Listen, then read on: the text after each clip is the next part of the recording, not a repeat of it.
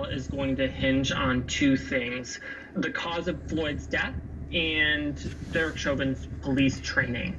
The prosecution opened with their opening statement saying the most important thing that jurors need to keep in mind throughout this entire trial is 9 minutes and 29 seconds. That's the amount of time that Chauvin kept his knee pressed to Floyd's neck.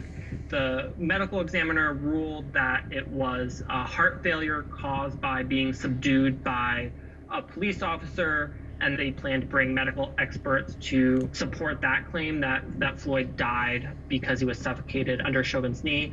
The defense, however, questions that cause of death, and they point to drugs in Floyd's system. They also point to other medical conditions. He had high blood pressure. He had an enlarged heart. He was also positive for COVID-19 and had methamphetamine and fentanyl in his system. One thing that was new to me was that Floyd's companions in his car said they saw him take 2 pills and then he fell asleep and they couldn't rouse him. And the defense said, we'll hear from the woman, Chauvin Hill, later as a witness, and she'll say that she called a friend to come pick her up because she couldn't rouse Floyd. And so this goes to their argument that Floyd was inebriated and difficult to manage, and that the drug use played a role in his death. And we heard from witnesses. What testimony stood out for you on day one? You know, this testimony was interesting to hear from the 911 dispatch caller who was taking the call. And she says this line where she's looking on the TV screen. She can see the squad car where they're trying to get Floyd in, rocking back and forth, then take him out, and they're on him. And she says, I don't want to be a snitch, but I want to talk to the sergeant and find out what's going on, if it's okay. So that line of saying I didn't want to be a snitch was really interesting.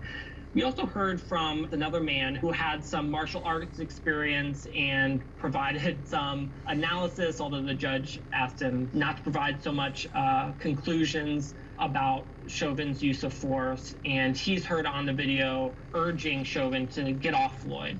And the people listening to this, the jury, will decide Derrick Chauvin's fate. What do we now know about them and specifically their racial makeup?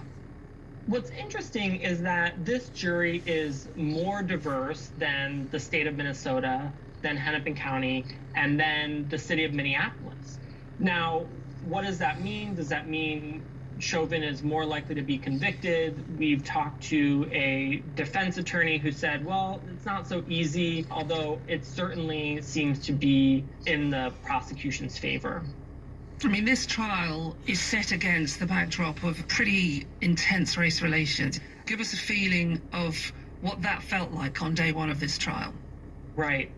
It's incredible to me as a resident of Minneapolis that things are not easier. Things have not healed over. Things are just as raw today as they were on May 25th last year when Floyd was killed. And there is an incredible movement and stamina to dismantle the police department and replace it with something new.